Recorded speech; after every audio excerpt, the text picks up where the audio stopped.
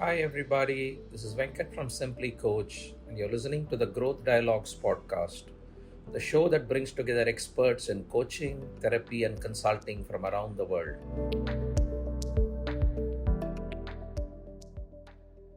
Hello, everybody. Welcome to this edition of Growth Dialogues. Our guest today is Ari Weinstein. Welcome to the show, Ari. Thank you for having me, Venkat. It's great to see you again. Thank you. So, introduce Ari. Ari is the personification of brand, and I think we met Ari and I met a couple of years ago. My first introduction was to him was through his website. You should visit his website. It's a very clean, very professional website, and he sort of embodies brand management. He's been doing a lot of brand coaching through all his life. And in recent times, I think he's pivoted to career coaching, works with folks across industries. So, Ari, I just wanted to start off talk about your interest in brand management. How did that come about? Sure. As you know, I call myself a branding coach, or I call the services I deliver brand coaching. And what does that Hmm. mean? Well, I partner with my clients to develop their personal brands so they can make a great impression on people who matter to them. And that leads to wonderful work opportunities, wonderful connections. My interest in branding started very early on. Back when I was 6 years old, one of my favorite things to do was create little greeting cards for all of my siblings and parents' birthdays. I grew up with a lot of siblings. And even Hmm. back then, when I was 6 years old, I was interested in branding.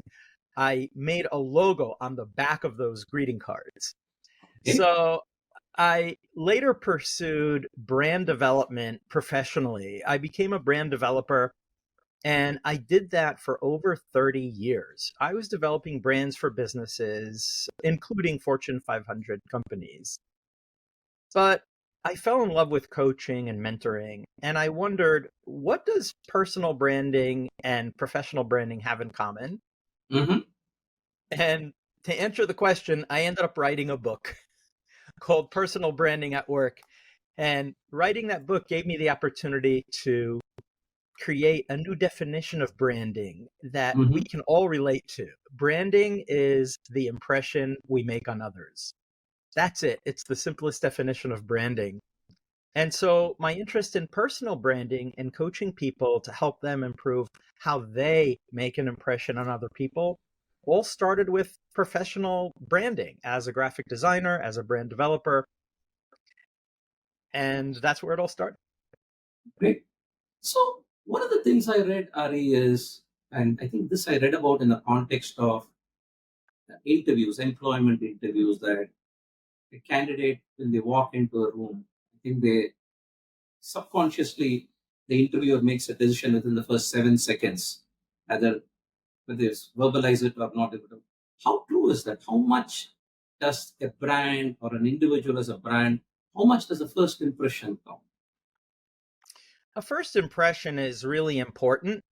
Mm-hmm. And in those first few seconds, generally the first thing that happens when we meet people in a job interview is we see them or hear Mm-hmm. them. And it's one of the reasons why, as part of brand coaching, what I help my clients become aware of is how they appear on camera, how they Mm-hmm. appear in person. Are they smiling? Are they dressed appropriately? Uh, the agency I work with coaches our clients to ask ahead of an interview, what's the appropriate dress code? And that is a perfectly good question to ask these days because we never know. We're showing up on video, we're sitting at home, and we need to become aware of our surroundings because that Mm-hmm. is what makes an impression in the first few seconds. What makes an impression in the next few seconds is what you say and Okay. how you look. So, smiling, saying hello, nice to be here, those are all things that make a good first impression. Mm-hmm. And the importance of first impressions, to answer your question, is it will help the people you're meeting with decide whether to continue the conversation and how Mm-hmm. interested they are in you and how engaged they will be in that conversation. So a first impression doesn't matter, but we continue to make an impression throughout the process of a job interview.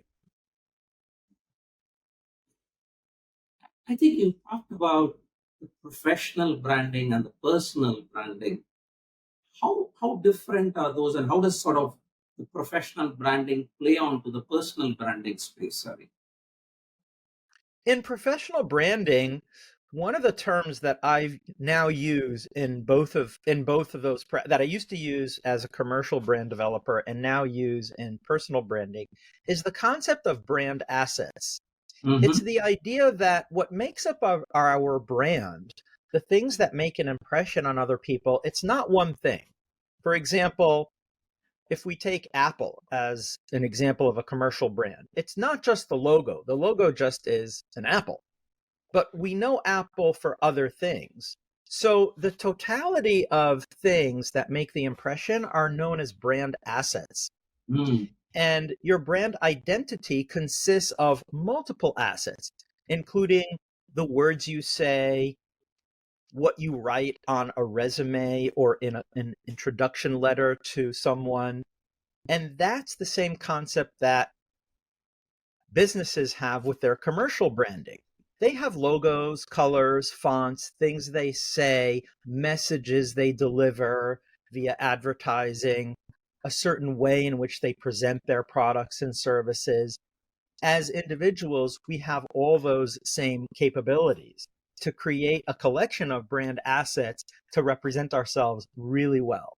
And that's the challenge in branding, is to bring it all together, make it all congruent, and make it all give a clear message about what we're about and how we can be of value to others. So when you're coaching somebody, how do you get this message across to them? Or can anyone become a better brand or a better sense of what they are? Is that possible for everybody? Yes, I truly believe that. Mm-hmm. And it's for a very simple reason. If we go back to the definition I came up with for branding, that branding is the impression you make on others, it follows that you already have a brand. Mm-hmm. So what my clients learn to do is ask themselves, well, what is my current brand? In other words, what impression am I already making? Sometimes they know, but often they don't. And one of the techniques they can use to discover it is to talk to a coach and to talk to other people and get feedback from us as coaches and from the people in their circles, people that they know and trust, as to what kind of impression they make. So really, everyone can discover and develop their personal brand. Excellent. So as you started coaching, and I understand you made the pivot to become a full-time career coach a few years ago. So as you made that pivot, how do you prepare yourself from terms of process, technology? Just give us some insights as to how you started your entire journey.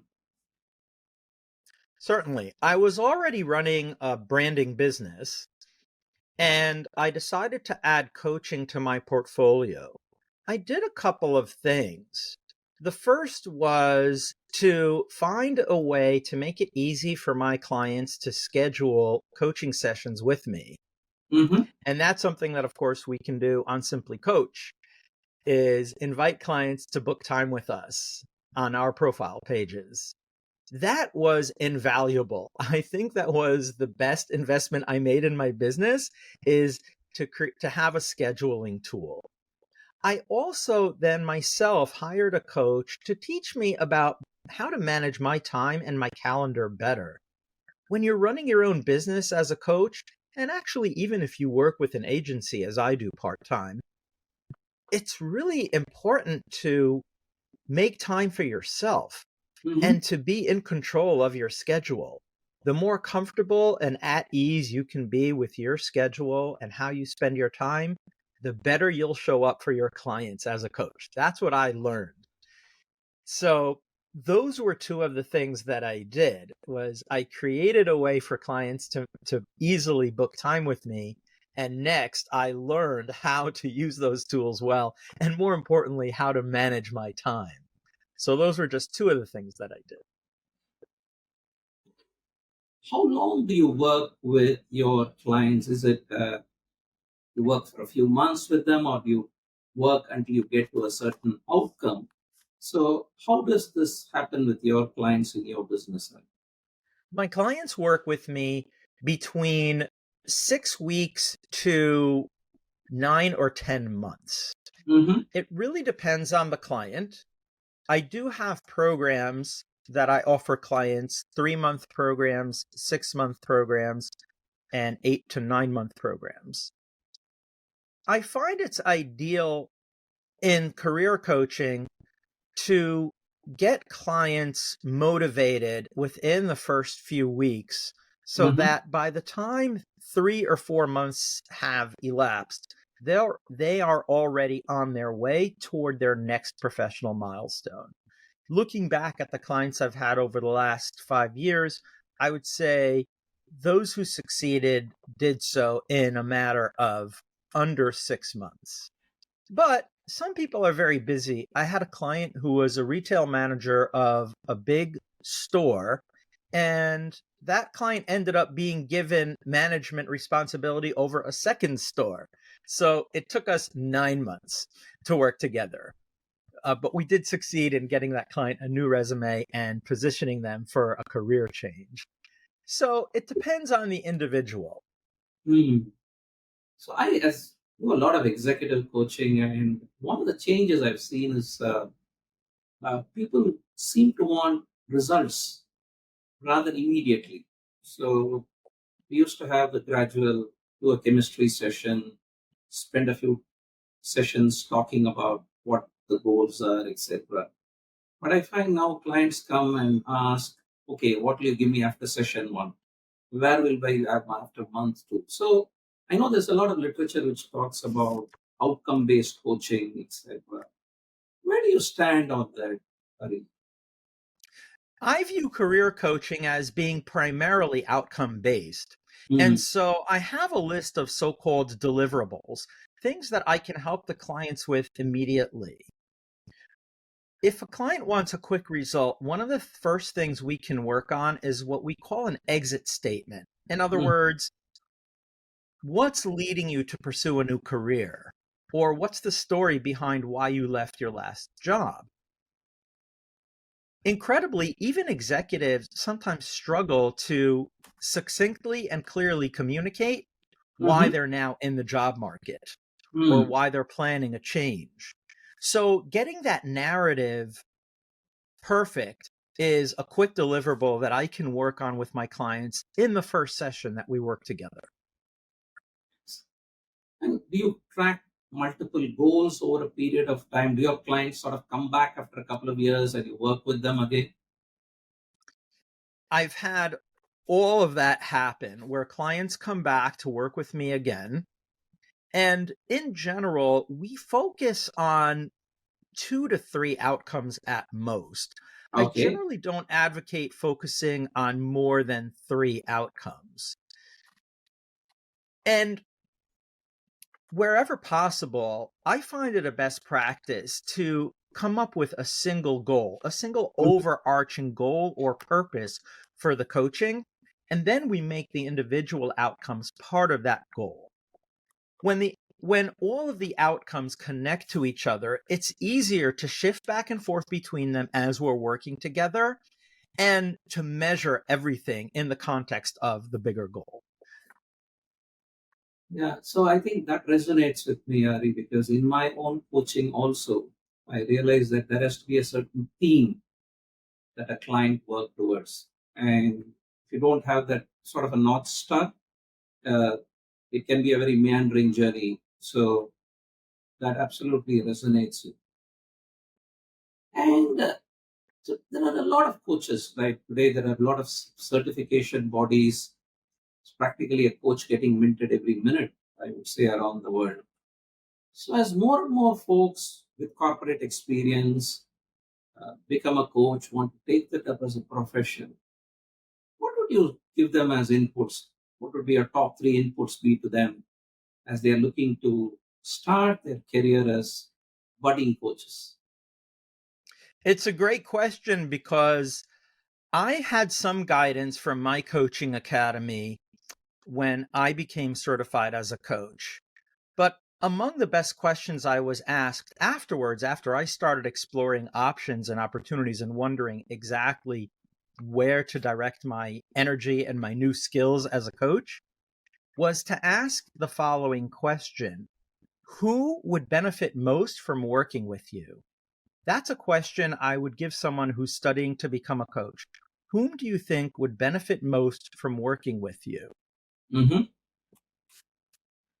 Coaching is very broadly applicable, as you know, Venkat, in many fields, to many professions, in many spheres of life.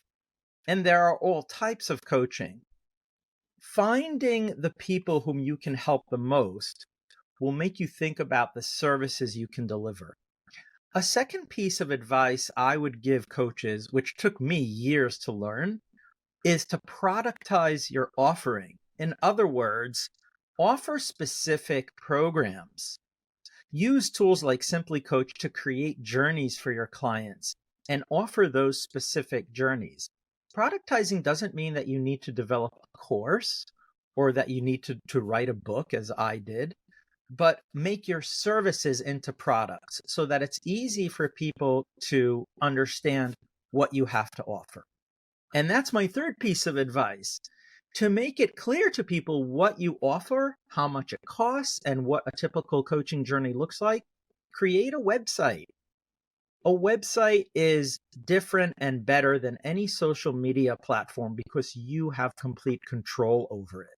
So I'm a big fan, and I happily pay to host my website, and I could probably be doing a better job of updating it, but to the extent that you can hire a professional to help you clearly communicate on your website what it is you have to offer, I'm a big fan of that. I could fully agree. I just got that open on my machine as well. My first introduction to you was through your website, Ari, ariw.com. I think I saw that first, and then I think we met over a call. So it Yes. absolutely resonates with me, right? So the other trend that we see is I used to do a lot of one-on-one coaching in corporates, and increasingly I'm being asked to do a fair amount of group coaching as well. So I see this in executive coaching, business coaching, sales coaching, etc. Do you see that? Are there people asking you to do groups, or is it because of the nature of your work? Is it a lot of all one-on-one coaching? I completely agree with your observation, Venkat. What we're observing in the market for career coaching is that companies are cutting back on their willingness to provide coaching. A lot of coaching, fortunately, has become productized. And so there are packages that companies can buy. That reduces their cost somewhat. But additionally, there's the perception that, well, people are busy and they might not stick around long. So if we invest in coaching them one-on-one, we might not see a return on that investment. Mm-hmm. Versus if we put them in a room with other people and they're coached together, we can have a better measure and metric of the effectiveness of that coaching. So I am, in fact, in the midst of a course about group coaching. I'm taking a course right now as we speak.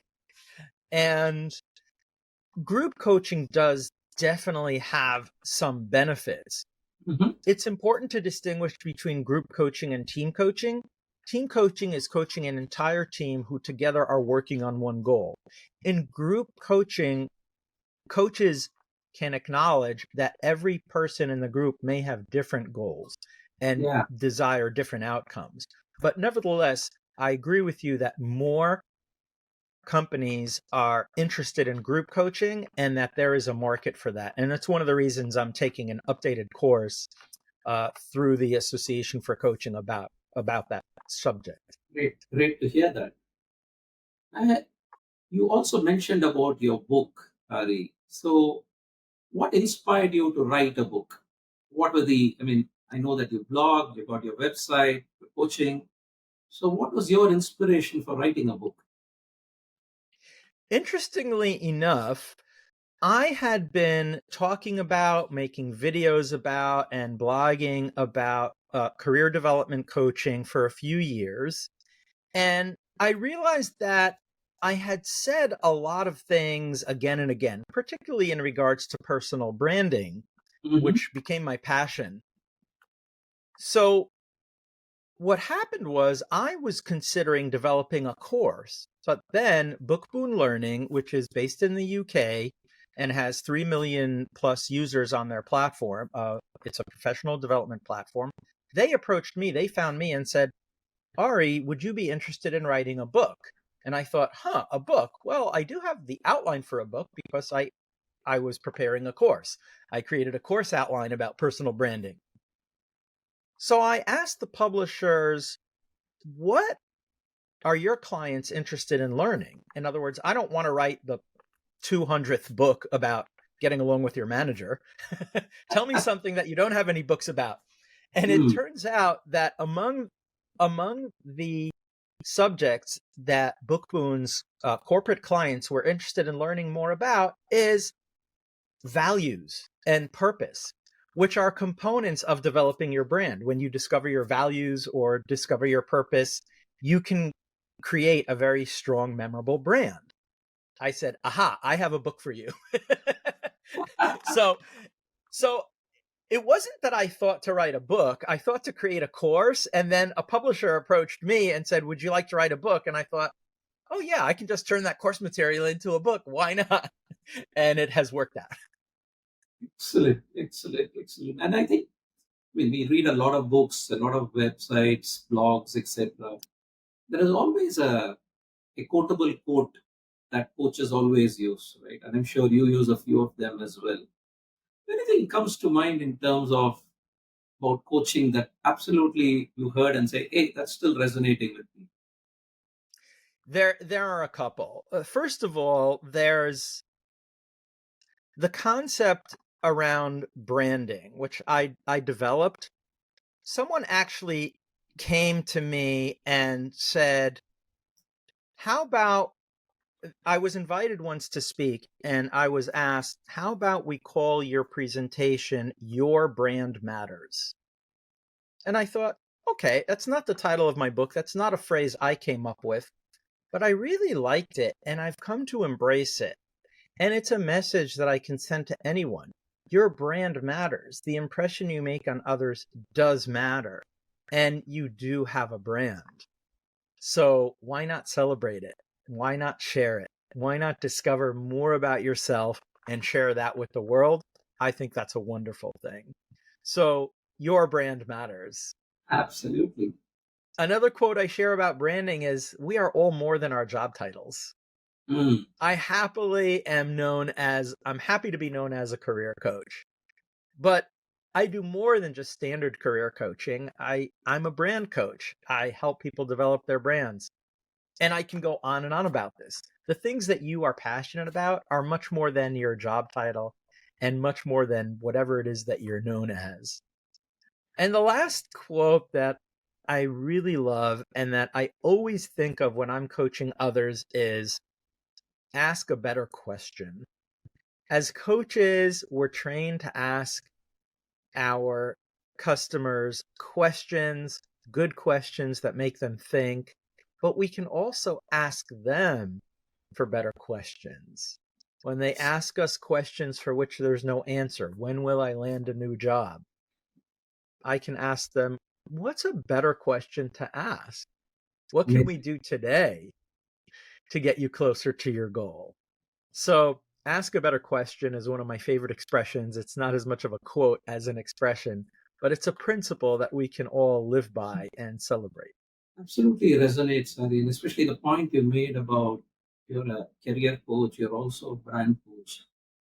Ultimately, I think when we coach, we go much beyond the brief because clients talk about their life, etc. You don't sort of set the boundary and they let them talk. So sometimes I think there's a lot of labeling going around the sort of coaching we do. That's exactly right. Especially in the professional world, in career coaching, clients get very attached to labels. The label might be what their profession is known as.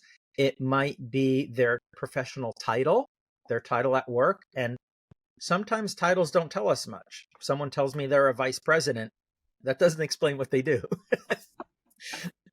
So, last things, Ari, I mean, how do you see the future? I mean, there was the COVID which happened a few years ago. People talk about a recession that may come. So, what would your advice be to an aspiring coach? How do you prepare yourself for what could be a very uncertain world? How do you prepare yourself for that? Coaches, I feel, are very well prepared for any uncertainty coming our way. The International Coaching Federation recently released their study of the coaching industry, and it's very optimistic for us. Many people have embraced coaching. Coaching has a role in so many walks of life that I see increased demand for what I'm doing. More and more people coming to me. I frankly struggle a little bit these days with my schedule to find time for people. And that's a very nice problem to have. I view that as a reason to be optimistic about opportunities. And we can't ignore trends and things that are happening in the world, whether it's the economy, politics, conflict around the world, or technology developments that might be threatening jobs, such as AI. Nevertheless, there are more and more tools coming online that can help us help our clients. And coaching at its core is people helping other people. There will always be a need for that. I am passionate about it. I expect to be doing this for the rest of my living days. So I'd love to invite anyone who's interested in coaching to join us. Come join us. Follow Venkat and Simply Coach. Listen to all the great things that they're sharing every Friday on LinkedIn, for example. And you will discover an amazing world. Thank you, Ari. That's a lot of optimism, and I think we need to accept that, right? Sometimes you hear a lot of negative news. It's great hearing somebody as optimistic, and you've been very generous with your time today with us, Ari. I mean, the entire gamut of starting with how you work with, I think, brands and the point about professional branding and personal branding and the pivot. I think that's resonated really well with me. Use of technology process. And I think you mentioned about repeatable journeys. I think that was great to hear. And very gracious of you to share some of your learnings, which I'm sure a lot of aspiring coaches, newly minted coaches, I dare say even very experienced coaches who listen to this podcast would find very useful. Thank you again for being a part of our growth dialogue, Sorry. Thank you. Thank you. It was my pleasure, Venkat. Thank you very much. Thank you for listening to this episode of Growth Dialogues. Don't forget to subscribe to us wherever you enjoy your podcast.